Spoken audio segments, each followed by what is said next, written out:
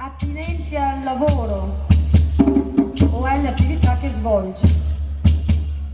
Il pigmento che viene utilizzato si chiama chiea ed è a base di terra naturale che si ricava da caverne e scogliere. Si lavora e si mescola con il succo della canna da zucchero affinché aderisca bene alla pelle. Questa miscela si utilizza oggi per danze di guerra. Il chiea si trova in natura in vari luoghi e si possono ottenere svariati colori, fra cui il tea, bianco, inica, viola, mea, rosso.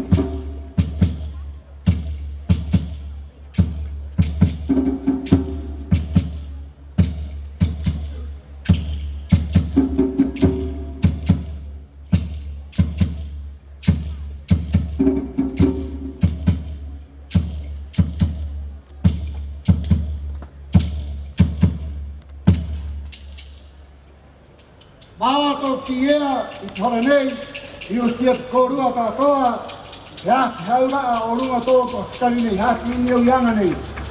I tore nei, hara tia e tu au, tūtō pūma, he mata, tōk mai era, mai rau te rano, mango o te me mo te mai, mo te ngai o te pāu kei, tōk tū a papa, tōk manu mungu, o hiro, manta,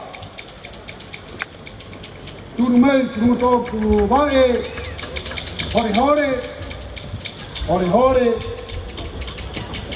tūru tōku rima, he mata, mawa tātātona.